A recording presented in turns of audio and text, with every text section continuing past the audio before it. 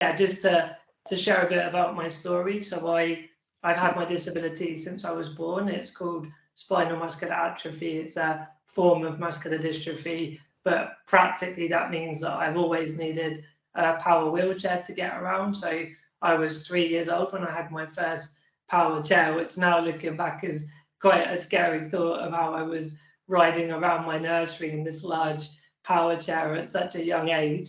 But essentially, it's always been my mobility and independence. I've always needed full-time care support for all of the physical things I need help with every day.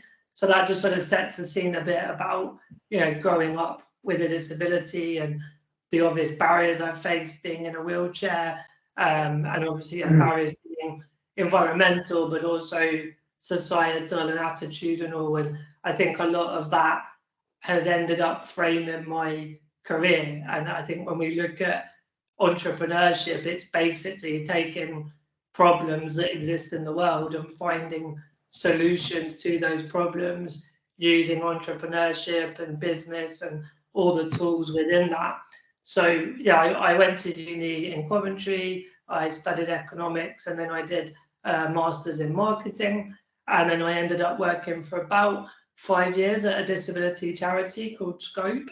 And I got a really big grounding there in, the sort of disability social model was a big thing, which I sort of referenced before around the barriers in society and how, whilst, for example, I have my disability and I obviously have to live and manage my condition, the barriers that are in the environment and attitudes and processes, they're actually the barriers that, inverted commas, disable me. And that model, that social model of disability, was really quite liberating on a personal level, but it also started to open up, well, how do we go about breaking down barriers in the world?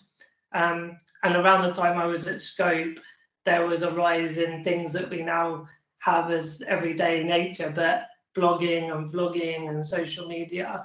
And back in about 2009, I started a personal blog, and it was very much a guide. Have we lost Martyn, or is it just me? Dating and, working and traveling, and just, I think it resonated with people that sorry, what was that? How could you possibly take the slide down? Oh, okay, sorry. So I saw someone just commented there. Yeah, so basically I started to speak about my personal experiences of being disabled.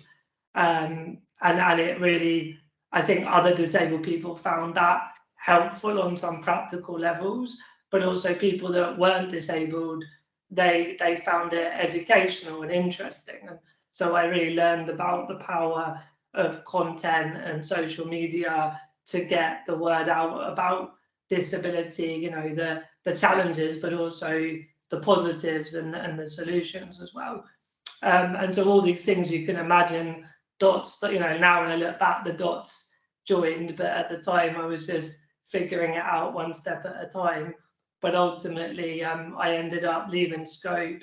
I started a magazine called Disability Horizons, and that ran for about 13 years. And that was really about giving a platform for other disabled people to share their stories. I also started Accommodable, which was accessible accommodation for travel. And so there was a lot in there around product, around angel investment, and around scaling a business. And we ultimately exited to Airbnb, which was a real sort of dream come true, starting out that kind of business that Airbnb would come in. So when you look at the filters now on Airbnb, that's the legacy of the Accommodable business. There's still other things that I think Airbnb still need to do to make accessible accommodation better, but it was a good step in the right direction. And then, more recently, I started Purple Goat, which is a disability marketing agency. We're working with all big brands around the world, different industries, and it's ultimately the business case of disability inclusion. So looking at not only is it the right thing to do to include disabled people, and indeed all people, I think just generally inclusion has become a real mission and purpose for me, disability and beyond. But yeah, I think the business case is quite powerful that when you look at the number of disabled people in the world, about 1.3 billion people, that's a huge consumer market. And so, yeah, Purple Goat, we're helping all the brands we work with and future brands that will become our clients to listen to disabled people, to make changes with their products, services, recruitment, retention, all the different parts that make up a business. And ultimately, the brands win because their businesses are better, and disabled people win because we have an inclusive world. And for me, through my entrepreneurial journey, there's been a lot of challenges, but a lot of amazing people I've met, and it's provided me with a living. So I've always been able to sustain myself from the different businesses that I've run. And so, yeah, I think entrepreneurship has just been a fascinating tool, really, to be able to create change in the world, and more move towards this inclusive world that we all dream of. Thank you so much, Martyn. Thank you so much. Yeah. I'm going to invite Mary to speak next. Sure. I have a lot of internalized ableism, and I struggle with that on a daily basis. From when I was born, I've been bendy, and it would all be the amusing tale that Mary would fall over or sprain her ankle, or, you know, if there was a clumsy person, it would be me. And as I got older, when I was 14, I developed wrist pain. And then gradually the other wrist started, and then my hands, and then my fingers, and then my elbows, and then my shoulders. So I struggled. I went to university. In my A-levels, I couldn't write for some of my exams, and I had nobody would be a writer for me because I was making it up and making a fuss, and there was nothing wrong with me. So I sat through half of my A-level papers unable to write. By the time I got to university, I was able to have a writer for all of my exams, which was brilliant. And they adapted a few things. So we had to do section drawings, and I got away with doing photography instead. So there was the beginnings of managing it differently. I then went on to do a PhD. So I started off as an archaeologist who couldn't dig, and I ended up as the human bone person who couldn't hold human bones because my fingers and thumbs all died as well. So my very patient husband ended up coming into the lab and being my hands. So I finished my PhD, but I couldn't stay in academia. It was just physically too difficult. I was just in complete chronic pain. I was on loads of meds. I went to the pain clinic at Addenbrooke's, and the waiting list was 2 years. And I got told they expect half the people to die before they get to the front of the queue. So after that, I had babies, which was lovely. And I tried to work, but babies and work and bad hands was just a horrible combination. And so I ended up doing bit work, and the only work I could find was, I don't know if anybody remembers Phoenix Trading. It was sort of selling stationery, a bit like Tupperware parties, cards, wrapping paper, boxes, ribbons. It was something that would fit around my hands and fit around the kids. I would love to have had a proper job, but my pain was always such that I couldn't work for more than half an hour at a time. So we then moved from Scotland down to Cambridge. My hands got a lot worse. I developed pain in my knee. Suddenly I had mobility problems, and everything went down the pan. And I had a whole load of mental health issues, and I basically didn't work for about 15 years.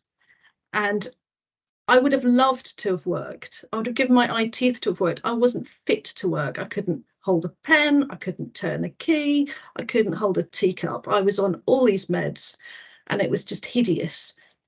And the joke point is always that my mother-in-law was due to come for Christmas, and it was my break point. And I went to the GP and I said, right, I'm going to kill somebody. And I don't know who it's going to be, but somebody's going to die. And I know I'm on all these massive rows of pills, but I need some more help. And the GP gave me an additional antidepressant on top of all the meds I was already taking. And suddenly my world went from black and white to colour, and I could speak in whole sentences, and I didn't need an afternoon nap. And it was amazing. It was sort of 24, 48 hours difference. And it was just wonderful. And then I discovered life coaching, which is no hands, no legs. So I retrained, and now I'm a life coach, which is magical, and I love it. And I've just started working with a company called Neurobox. I don't even have a contract. It's not even a 0 hours contract, but I'm a freelancer. So I can take on as much work as I want, and I can pace, and I can have gaps, and I can stop when I need to stop. And I have put in my first invoice in 15 years, and I got a month's pay, and it was just incredible. So I guess my message is, watch out for internalized ableism and watch out for toxic positivity, because I just felt, if only I should try harder. If I just pushed myself a bit more, then I could do. And I would see all these amazing sort of Paralympians on the telly, and I'd think, why can't I do that? Clearly, I've just not got the moral fibre. And actually, it had nothing to do with that. It was actually having the right medication. So to wrap up, I wouldn't really feel that I was an entrepreneur. It's more that I haven't found the right fit for somebody to pay me for what I can do. So it was more working out what I can do and then finding a way to earn from it. But it's been a very wiggly kaleidoscope patchwork journey. But I'm here where I am, and it's brilliant. But it was jolly hard along the way. Thank you, Mary, for being so candid with your, about your experience. And I'm sure that lots of the students here today are going to have some questions for you, and that's going to resonate with a lot of them, because entrepreneurship is hard work as well as very rewarding. So what I'd like to do now is invite Hardeep Rai to come and talk to us. Hardeep is sorry, just let that person in. Hardeep runs the Kaleidoscope group of companies, and they do some fantastic work in supporting entrepreneurs with disabilities. So Hardeep, would you like to come and chat to our students now? Sure. Can you hear me okay? Can Yes. someone nod? Yep. Okay, brilliant. First of all, Martyn, it's wonderful to see you. For those of you that don't know Martyn, Martyn is absolutely one of the most pioneering disabled entrepreneurs I've ever come across. I mean, he's been doing entrepreneurship for many, many years, and his story of exiting to Accommable is something that many, many people use. Sorry, exiting Accommable to Airbnb is something that many people will talk about. And Mary, I should call you Dr. Mary, given your PhD. First time I'm meeting you, first time I'm hearing your story, very inspiring, and massive congratulations for going through that 15-year period of searching, finding yourself, and then finding, your place right now in life coaching. And I really relate to what you're talking about in terms of finding something that people will pay you for as well. And I think that's one of the biggest challenges with entrepreneurship in general. But my name is Hardeep. As Anna said, thank you for inviting me to speak, Anna. Sincere apologies for being in the car, but hopefully you can still just about see me.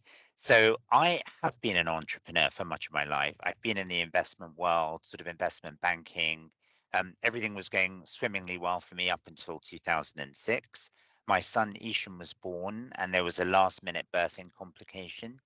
And when I realized that my money would not be able to reverse his disability, he got brain damage, severe brain damage, I suddenly realized that my entire purpose and mission and vision and goal in life that was quite money orientated was quite irrelevant. So I had to go through my own journey and refine myself. So the first issue with disability was obviously being a parent of a severely disabled child and everything that brought with it.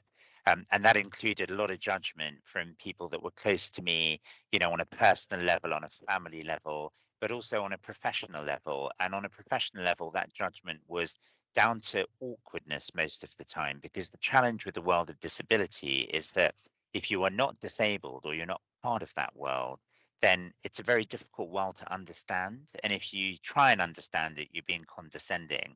And if you stay away from it, then you're being awkward. So it's a difficult situation to win on. And then I went through my own disability, my own mental health challenges with Ishan over a good 4 to 5 year period. So I'm sort of very familiar with that journey. I suppose one of the things that I did that was really exciting for those of you that are Dragon's Den's fans is I worked for an ex-Dragon called James Caan for a couple of years. And what he really taught me was this concept of intelligent investing. So, how you're going to invest your money means that you need to keep an eye on it, means that you need to make sure that you're sort of, working with the entrepreneurs that you invest in, you're mentoring them, so you're providing services that are far greater than just investing. And then, sort of about 8 years ago, I was approached by my current business partner, Shane Bratby, who is disabled, he's got Friedreich's ataxia. He was the founder of disablederentrepreneurs.co.uk. And he told me that people with disabilities really struggle to start their own businesses. And I suddenly thought, I've got all this investment experience. Disability has become my heartstring now. Why don't I bring that investment knowledge into the world of disability? And that was how Kaleidoscope Investments was born. So our goal was to really help disabled people that had great business ideas to start their businesses. And so we did sort of and I almost say even till today, Kaleidoscope is still a proof of concept because, the number of entrepreneurs we've met, coming up to 1,700 from 65 different types of disabilities from 28 countries.